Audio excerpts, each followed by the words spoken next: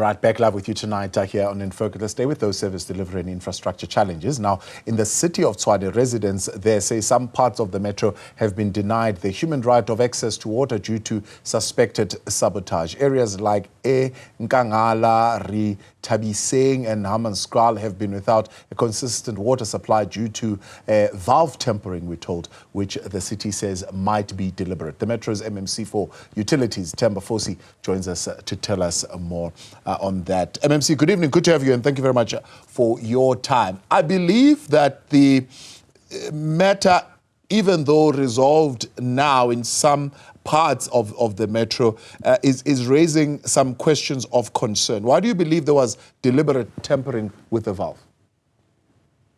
Good evening, Tibos, and good evening to your viewers. Okay, these are two separate incidences. In Hammanskraal, legitimately so, there was a pipe burst that obviously cascaded to the residents of Hammanskraal not able to have adequate water supply.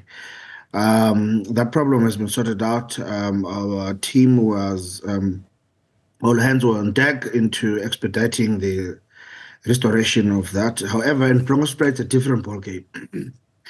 You'd appreciate that every time there's water losses in Brongospruit, so far as us not being able to provide water in that area, it is either from vandalism, theft, and to a certain extent, sabotage from our side. I can confirm that there was a technical glitch so far as the pipe that was pushing water to high levels of Rethabiseng and Ekangana to the reservoir. That problem was sorted out later. During the day, it was found out that quite a number of valves that were supporting that area had been closed. And so many instances that you find that there is intentional and a clear way of destabilizing the supply on that area. Tibos, at this point in time, I can tell you we stand nothing by not providing water to the area of Brongospruit. But I can tell you that the water tankering business is the first suspect on my list, because not they are the ones that stand to benefit quite extensively when there's water outages. Yeah. Why those two areas in particular? It's because on all the areas, whenever we had water outages, we had, at least we've got something to show that there was a technical glitch, there was a pipe that had bursted, or the pumps were not working.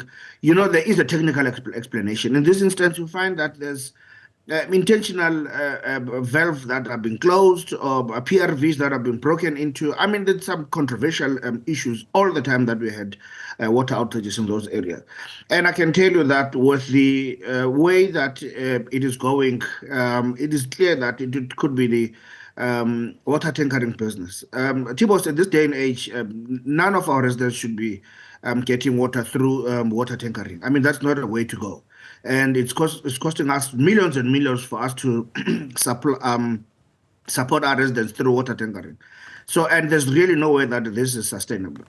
As a result, whenever there is proper provision, stable supply of water, the water tankering business suffers. So in this instance, I can clearly tell you from the top of my head, they are my first suspects to say that every time we have water outages, it is some sort of a self-inflicted problem. It is not a clear technical glitch where you could see that, okay, the burst happened as a result of either tampering by TLB or something like that. It has to be something that has to do with controversy. So I can tell you from the top of my head, Tibos, there's quite a huge amount of sabotage in that area.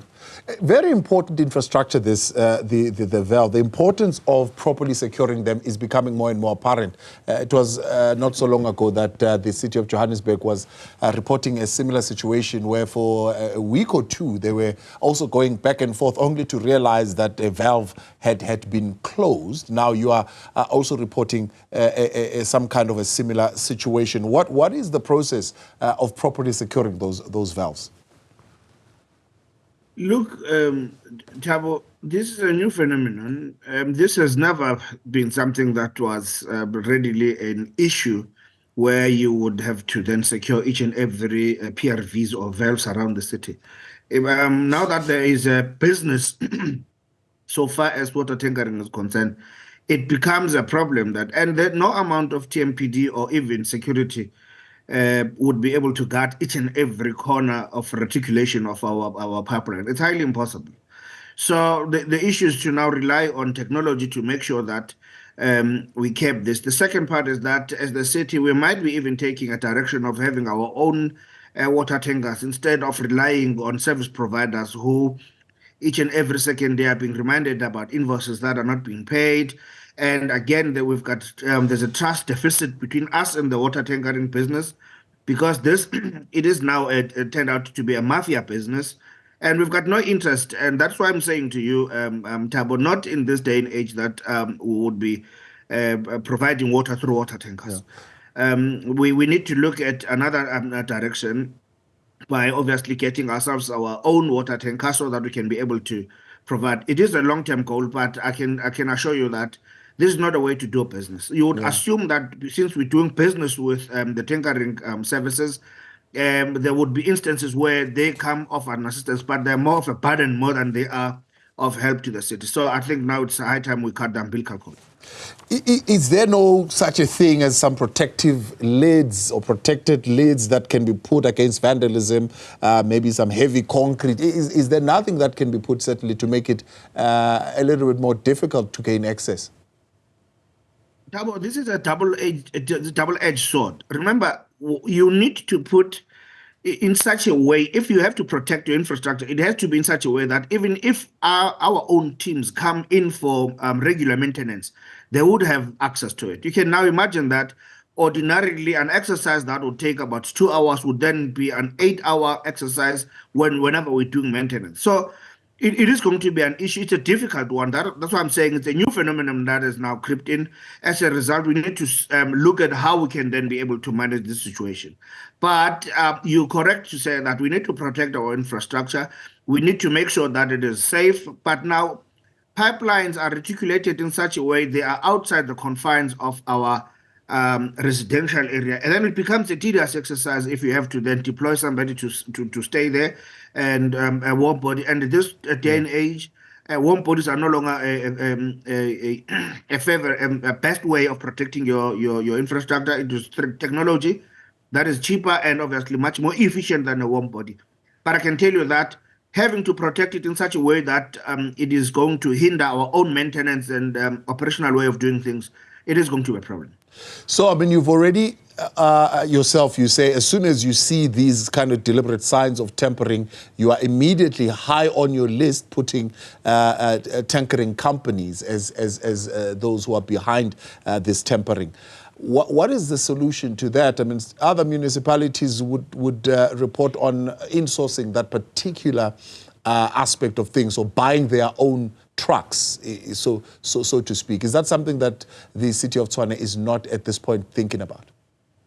Yes, most definitely. Tibos, at this up until now, we've spent over 108 million rands from my own department. I'm not talking about human settlements, which they're spending over 300 million rands on water tankering and provision of rudimentary services. So it is quite a huge amount of money that we might even see a best way of how we can be able to then source our own trucks, so that whenever there's outages, we can then augment with our own water tankers, so that we can be able to assist time and time and again. And obviously, that comes with quite a huge burden of making sure that the trucks are fit, they've got drivers and all of that. It is a long shot, but it's something that we're actually looking for together with the MECO team, and see how we can then be able to assist our communities via tankering, especially when there's incidences of water outages. I still emphasize this, Thabo, that at this day and age, our people should not be receiving water through water tankers. Citing the safetiness of that, because anything can happen between the extraction point and to where the water is being delivered. Anything can happen. We had an issue of cholera in Hammanskraal, where we still don't know exactly where it's emanating from. So there's quite a number of possibilities that could be catastrophic towards the city. MMC, let's appreciate your time, and thank you very much for coming on and joining us tonight. The MMC for Utilities Always a pleasure to meet you, in the City of Tshwane.